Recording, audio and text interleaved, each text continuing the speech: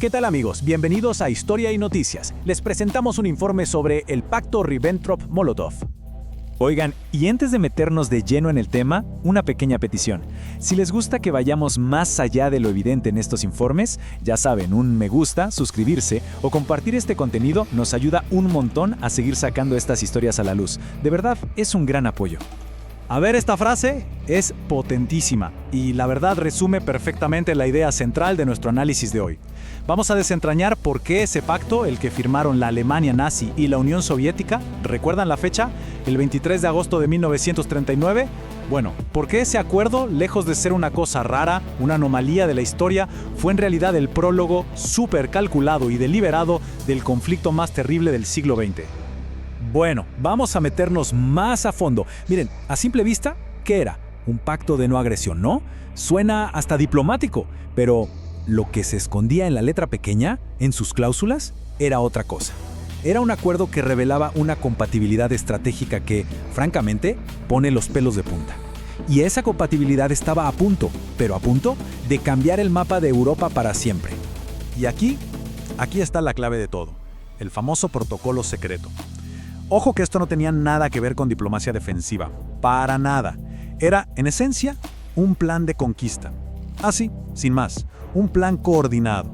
Era básicamente una repartición del pastel, ¿no? Un reparto de territorios entre dos potencias gigantes que, a puerta cerrada y sin que nadie se enterara, estaban decidiendo el destino de naciones enteras. Y lo más increíble es que la ejecución fue inmediata. Parecía una coreografía macabra, perfectamente ensayada.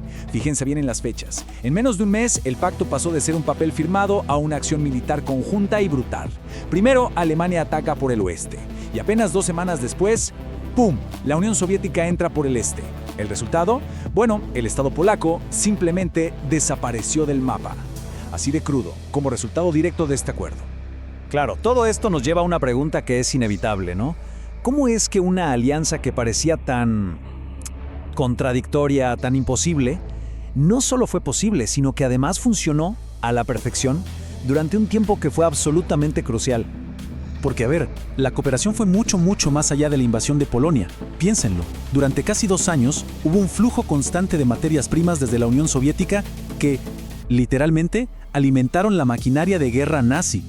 Y mientras tanto, ambos regímenes se dedicaban a consolidar sus conquistas y, por supuesto, a reprimir de forma brutal a las poblaciones que caían bajo su control. Nada de esto fue un accidente, fue una alianza totalmente funcional, basada en intereses muy claros y compartidos. Y bueno, con todo esto sobre la mesa, llegamos a la pregunta del millón, la que de verdad desafía la historia que nos contaron siempre.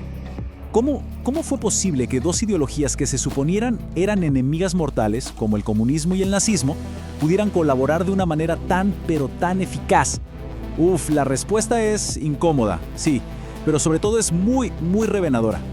La respuesta es que, en el fondo, y esto es lo que vemos clarísimo aquí, ambos regímenes estaban cortados por la misma tijera.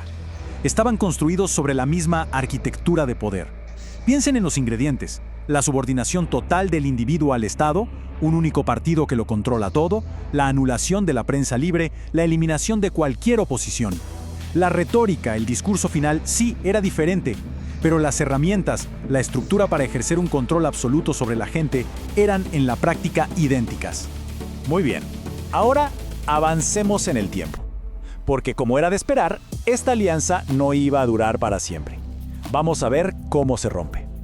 Pero, y este pero es gigante, es súper importante entender que la ruptura no tuvo nada que ver con la moral. No fue nos dimos cuenta de que estábamos con los malos. No. Fue una decisión fría, calculada y puramente estratégica. El 22 de junio de 1941, Alemania invade la Unión Soviética. Cuando Hitler lanzó la Operación Barbarroja, no fue porque de repente tuvo un ataque de conciencia, ¿verdad? Fue una traición, planeada hasta el último detalle. Y para Moscú, para Stalin, ese momento lo cambió absolutamente todo. De repente, la guerra ya no era una de conquista para expandir su influencia. Se convirtió en una guerra de supervivencia, de pura y dura supervivencia. Porque el objetivo de los nazis no era solo ganar una batalla, no. Era aniquilar el Estado soviético y esclavizar a su gente. Y miren, esta tabla lo resume perfecto. Es la simetría total del conflicto en el frente oriental. Por un lado, para la Unión Soviética se trataba de sobrevivir como nación, literalmente. Por el otro, para la Alemania nazi, sobre todo cuando las cosas empezaron a ir mal, la lucha era por la supervivencia, pero del régimen, del proyecto nazi. Y esa diferencia, créanme, es la clave para entender por qué la resistencia soviética fue tan increíblemente feroz. Ok, sigamos adelante. Porque la victoria soviética, que fue monumental, tuvo un efecto secundario, uno increíblemente poderoso. La capacidad de reescribir la historia, de reescribir la memoria colectiva del conflicto. A ver, que no se malinterprete. La victoria del Ejército Rojo fue real, fue heroica y fue decisiva. Stalingrado, sin duda, cambió el curso de toda la guerra en Europa. El tema es que, con el paso del tiempo, esa imagen de la Unión Soviética como la gran fuerza liberadora fue tan potente que casi borró por completo el recuerdo de su alianza inicial con Hitler. Ese pacto, de repente, se convirtió en una nota al pie de página, en un detalle incómodo, cuando en realidad fue la pieza que puso en marcha todo el dominó, la pieza fundamental para entender el porqué del inicio de todo. Pero la historia no se acaba en 1945 con la caída de Berlín. Sería muy fácil si fuera así. El asunto es que, aunque el régimen nazi fue derrotado militarmente, las ideas, las estructuras de poder que hicieron posible esa alianza, esas no desaparecieron. ¿Qué va? Sobrevivieron, se adaptaron y, como un eco, empezaron a resonar en otros lugares del mundo. Y esta idea es importantísima para entender el mundo de la posguerra. Miren, que los tanques nazis fueran destruidos no significó que las ideas autoritarias murieran con ellos. Esas matrices de poder, esas formas de entender y ejercer el control simplemente mutaron. Buscaron nuevos cuerpos, nuevas formas de expresarse. Y para que vean un ejemplo muy claro, hablemos de un caso de estudio fascinante: el peronismo en Argentina. Juan Domingo Perón fue un observador muy atento de lo que pasaba en la Europa de entreguerras. Y no es que solo admirara el fascismo de Mussolini, es que estudió a fondo las mismas herramientas de poder que ya vimos en acción: cómo movilizar a las masas, cómo crear un Estado fuerte que lo controle todo y cómo exaltar la figura de un líder carismático personalista. Lo interesante del peronismo es que logró una mezcla, una síntesis muy particular. Por un lado, tenías el liderazgo vertical, el orden, la mano dura, eso era Perón, la estructura. Y por el otro, tenías el discurso apasionado, redentor, de justicia social, el de el pueblo contra la élite. Esa era Evita, la movilización emocional. A primera vista, parecen cosas opuestas, ¿no?